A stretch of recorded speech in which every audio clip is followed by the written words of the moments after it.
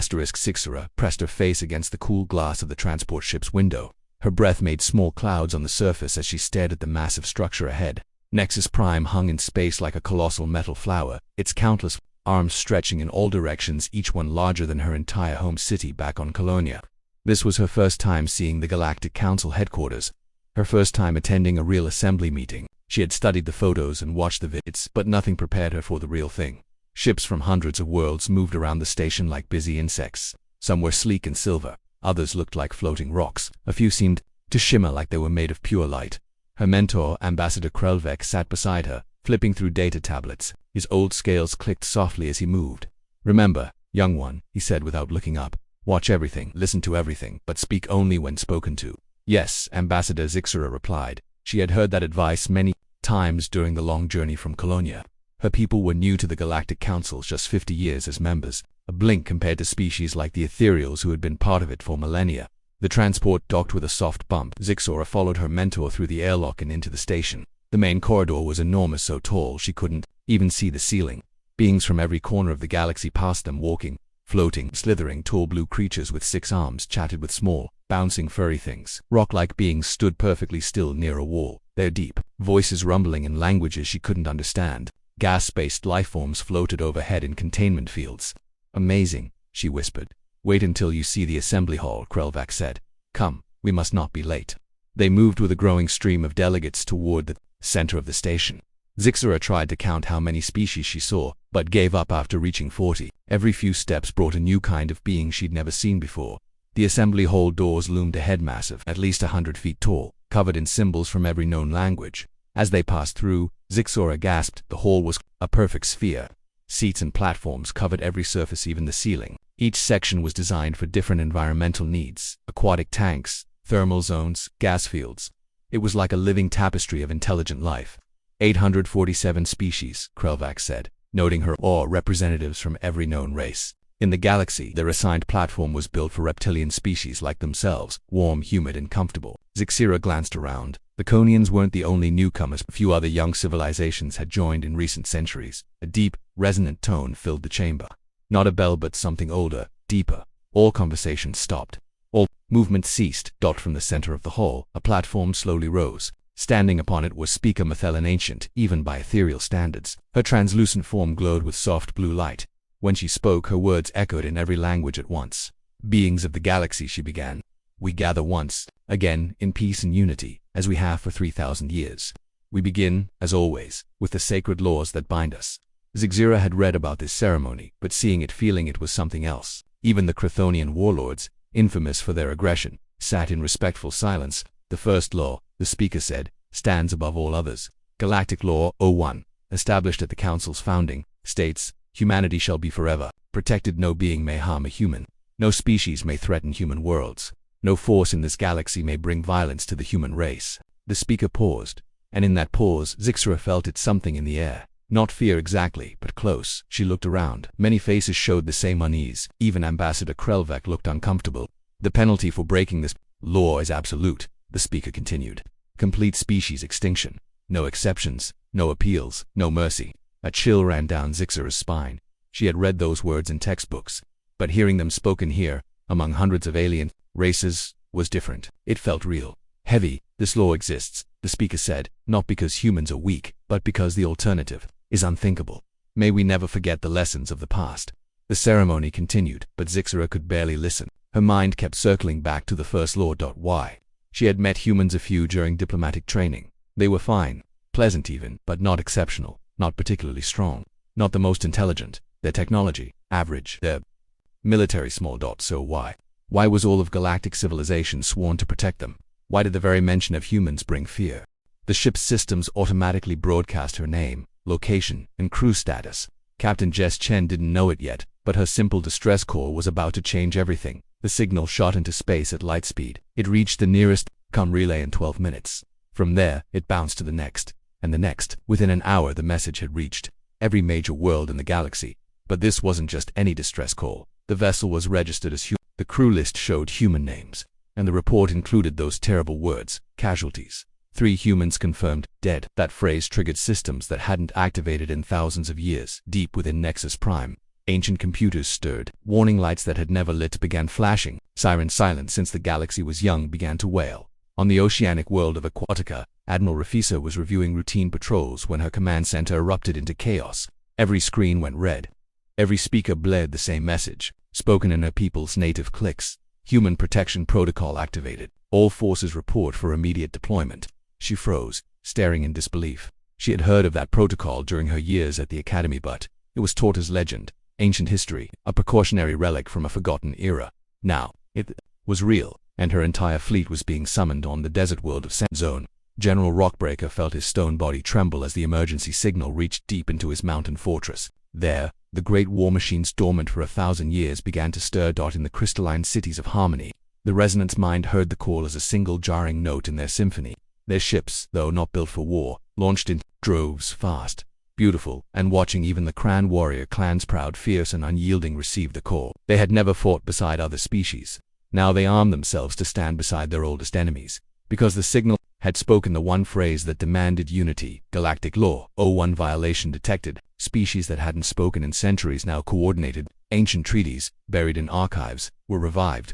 Armadas that existed only in simulations were assembled. The galaxy was waking. Captain Jess Chen knew none of this. She sat alone in the shattered husk of her ship, staring at a photo of her crew. Tony, young and eager, fresh out of flight school. Maria, tough, brilliant, always fixing things with sheer willpower. Marcus, the storyteller, the soul of the ship. They were gone, killed by the Vorthic pirates, not in a battle, but in a massacre. Jess activated the ship's half-broken sensor array.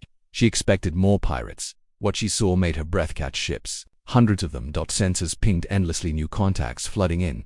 Not pirates, warships, relief cruisers, scout vessels, dreadnoughts, crystal spheres. She saw the blue and silver hulls of colonium battlecruisers, the massive bulk of Coran dreadnoughts, the sharp angular silhouettes of ethereal lightships, the fractal glimmer of resonance vessels. Species that had never worked together were arriving as one fleet. What the hell? She whispered till her cum crackled to life. A calm voice, speaking perfect English, though clearly not human. Human vessel Lucky Strike. This is Admiral Rafisa of the Aquatic Fleet. We are responding to your distress call. Are you in need of immediate medical assistance? Jess fumbled for the mic. This is Captain Chen. I am the only survivor. My crew is dead. The Vorthic pirates, they killed them. There was silence. When the Admiral spoke again, her voice had changed, no longer warm but cold and sharp. Captain Chen, please stand by for recovery. The beings responsible for this crime will be brought to justice. More ships arrived. Jess stopped counting after 500. A rescue shuttle approached. Through the viewport, she saw the aquatic crew inside, drifting in fluid-filled suits, moving with graceful, practiced care. They pulled her aboard gently. The shuttle was warm, humid. She was given medical attention, clean clothes, and soft words. No one asked about the attack. They simply cared for her. Through the window, Jess watched the ever-growing fleet. Then she saw them, Vorthic ships. Why are they here? She asked a medic. Their people murdered my crew. The medic's tentacles twitched in agitation. Not all Vorthic are pirates, Captain Chen. But those who have violated the most sacred law in the galaxy. What law? The medic turned to her with heavy eyes. The law that protects humans. It is older than any of our civilizations. Older than most of our histories. Breaking it brings consequences no one wants to face. Jess didn't understand. What kind of consequences? The medic looked away. The kind that make entire species disappear. Before she could respond, alarms rang through the ship. Outside the viewport, the vast fleet shifted into formation. The largest gathering of military power in known history, and it was all because 3 humans had been killed. Jess felt a chill. One that had nothing to do with the shuttle's air. This wasn't just a rescue, this was something far bigger, near the system's edge. The pirates still lingered, likely unaware of what they had done, of what they had unleashed. Admiral Reed, voice echoed across the comms. All vessels. This is Fleet Command. We have located the criminal vessels responsible for the violation of Galactic Law 01. Begin approach to target coordinates. This is not just about justice. This is about ensuring it never happens again. The fleet moved. Hundreds of ships, dozens of species united by one rule. A rule Jess had never heard of before today. Do not harm humans, because if you do, the galaxy comes for you. Life and the lives of all humans were worth more than entire civilizations. As the fleet approached the pirate ships, Jess found herself wondering what kind of people were her species to be afforded such protection. And why did everyone seem so terrified of what would happen if that protection failed? She was about to find out. Protection isn't always about being weak. Sometimes it means you're so dangerous, the only safe option is to make sure you never have a reason to be angry. The black ships of the Vorthic pirates loomed in the windows, growing larger. They were outnumbered 1,000 to 1, but they didn't seem to know it yet. They would soon. They were about to learn the true cost of breaking the one rule that kept the galaxy safe. You never ever hurt humans. Warlord Thray stood on the bridge of his flagship, staring at the massive fleet surrounding his small group of pirate vessels. In all his years of raiding and killing, he had never seen anything like this. Hundreds of ships from species that supposedly hated each other were moving in formation like one vast, unified organism. How many ships? He asked. His navigator, claws trembling, answered. Over 800, Warlord, maybe more. They keep coming. Themer's blood-red eyes narrowed. He had raided this sector for 2 decades. He knew the patrols, the factions, the blind zones. This space was supposed to be empty. What do they want? He growled. His comms officer looked up, said. The fleet commander is hailing us. They demand our immediate surrender. Themer laughed, a harsh metallic rasp. We do not surrender to anyone. But even as he said it, doubt crept in. The Vorthik were proud warriors, but not suicidal. This fleet could erase them from the stars without effort. Why are so many species here? He muttered. What changed? The officer spoke again, voice barely a whisper. They want all personnel involved in the attack on the human merchant vessel surrendered. That word hit the bridge like a curse. Human, we've raided a dozen species. Why do they care about humans? Before anyone could answer, every screen lit up. Red glyphs in Vorthik script burned like fire. The violation of Galactic Law 01 confirmed. Surrender all personnel involved in human casualties. Non-compliance will result in total species extinction. CTO and the bridge fell into stunned silence. Total extinction. Not just this crew. Every Vorthik, everywhere. That can't be real, whispered the navigator. They can't mean the entire species.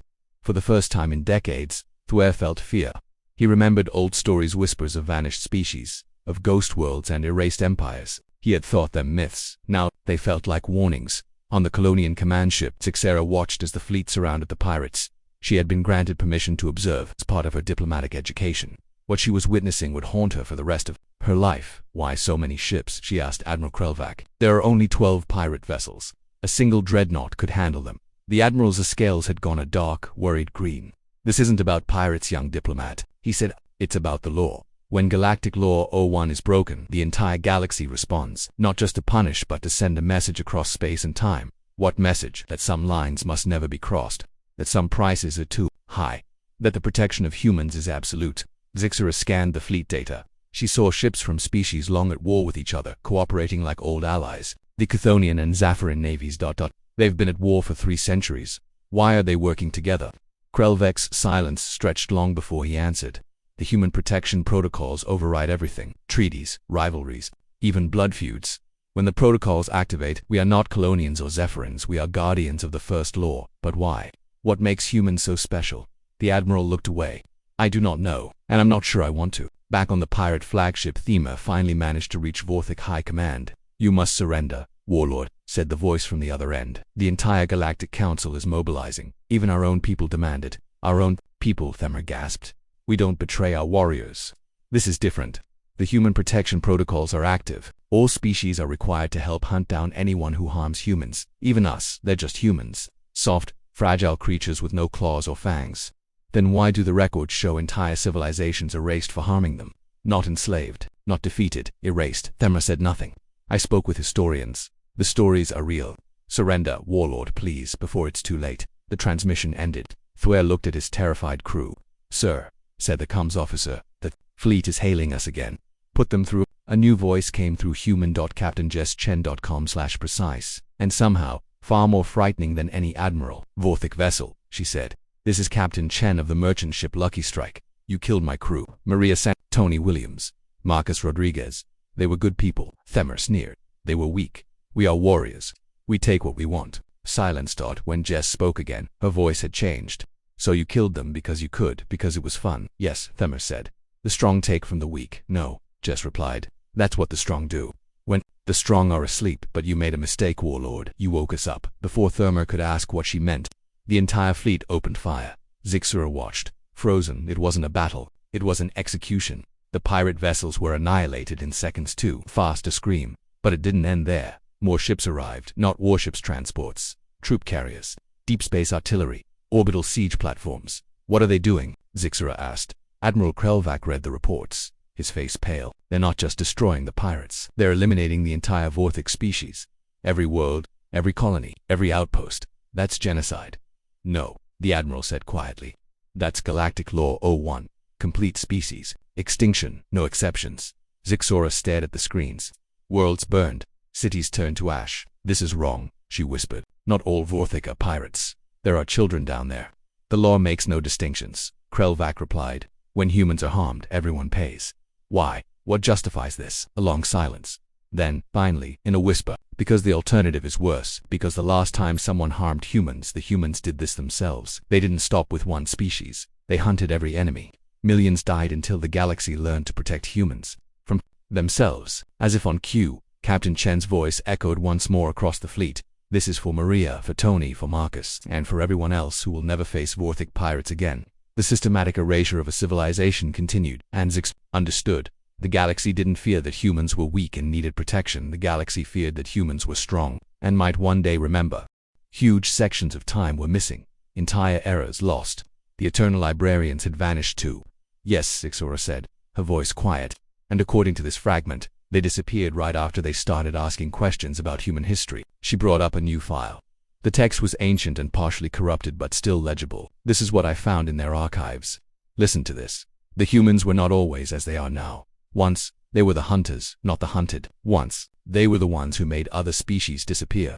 The current protocols exist not to protect humans, but to protect the galaxy from remembering what humans truly are. Krelvac stood abruptly. Zixora, you must stop this research immediately. Why? What are you not telling me? Because some knowledge is too dangerous to possess. Some truths are better left buried. No, Zixora slammed her hand on the desk. 3 days ago, I watched an entire species get wiped out because of a law no one understands.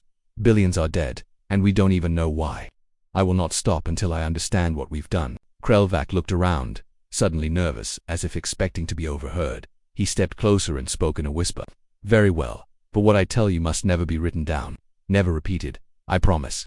My grandfather was very old when I was young. He remembered stories his grandfather had told him about the time before the protection protocols, about when humans first came to the galaxy. Zixora leaned forward. What kind of stories?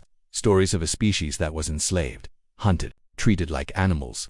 Humans were taken from their world and used soldiers, laborers, entertainment. They were seen as primitive and weak. What happened? They learned, they adapted. They became something the galaxy had never seen. They didn't just fight back, they won, and they didn't stop. He paused. They hunted down every species that had taken part in their enslavement, across the galaxy, until only graveyard worlds remained. Zixora's skin chilled.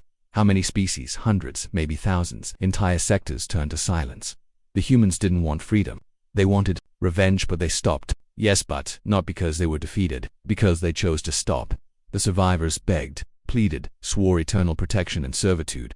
In return, humans agreed to forget, to live in peace. She stared at the holographic timeline. So Galactic Law 01 isn't about protecting humans, it's about ensuring they never have a reason to remember exactly. As long as they're safe in content, they remain peaceful. But if they are harmed, if they remember, the galaxy dies. Krelvac nodded solemnly. That then Zixora's device lit up. A transmission. Captain Jess Chen's voice filled the room. This is Captain Chen to all fleet vessels. I am requesting access to historical records on the Vorthik species. I want to understand why killing 3 humans resulted in the extinction of an entire race. Zixora and Krelvac stared at each other, horrified. She was asking the same questions. Dangerous questions. Admiral Reefser's reply came. Captain Chen, such information is classified under galactic security protocols. I cannot provide those records. Then I will find them myself. Chen replied. My crew is dead. Billions are dead. I have a right to know why the transmission ended. Silence. She's going to keep looking, Zixora whispered. Yes, and she's not the only one. Reports are coming in. Human colonies everywhere are asking questions, researching their past. How many humans are there? Billions, on hundreds of worlds. And they're all starting to wake up. Zixora looked at her files. Proof of humanity's past, what they had been. She hesitated. Her hand hovered over the delete button. Then she remembered Jess standing in the wreckage of her ship, alone. She didn't delete them. The truth was coming, and nothing could stop it now. In the archives of Nexus Prime, Jess Chen stood alone. 3 weeks had passed since the destruction of the Vorthik species. The datapad in her hand shook. Whisper of stars. An ethereal archivist floated nearby, glowing faintly with unease. These files were supposed to be sealed, he said nervously. It can't be real, Jess whispered. This says humans once controlled half the galaxy, that we had weapons that destroyed stars, that we hunted entire species for sport. Captain Chen, some knowledge, pain. You talk to me about pain. Watching my crew die, watching billions killed in my name, that's pain. She read more. The human empire reached its peak 3,000 years ago. When the last of their enemies were eliminated, the humans showed no mercy. They cracked planets. They raised soldiers from birth. They ruled the stars. Captain, please, it says humans agreed to memory modifications. That our leaders accepted peace in exchange for forgetting. Whisper of stars dimmed. It was the only way to stop the war. To ensure peace, though the protocols, they aren't about protecting us. They're about containing us. Yes, messages began arriving. From human colonies. From New Terra. From Proxima. From the edges of the known galaxy. We have discovered ancient technology buried beneath our capital city. It does not match our recorded history. We demand answers. Weapons caches found on 12 worlds. Far beyond our supposed capabilities. We have been lied to. One after another, the messages came. Truths, discoveries, demands. Dodge just looked out the viewport. The humans were waking up and there was no going back. She sent her own message. To all human settlements, this is Captain Jess Chen. I am transmitting files from Nexus Prime. Learn what we truly are, what they tried to hide from us. She attached the files. Hit send. The lie was over. Memories were returning. Genetic triggers were reactivating. Skills instincts forgotten for millennia were coming back on New Terra. Governor Martinez watched holograms of ancient star maps of human territory once, spanning entire galactic arms. On Proxima 7, Admiral Kim stepped through forgotten shipyards, hundreds of warships, sleek, lethal, waiting across the galaxy. Humanity stirred, not as victims, not as settlers, but as predators. The age of human ignorance was over. The age of human anger was about to begin, and this time there would be no memory. Modifications to save the galaxy. This time, the galaxy would learn why the oldest law of all was so simple. You do not hurt humans, not because they are weak, but because they are the most dangerous species the universe has ever known, and they just remembered.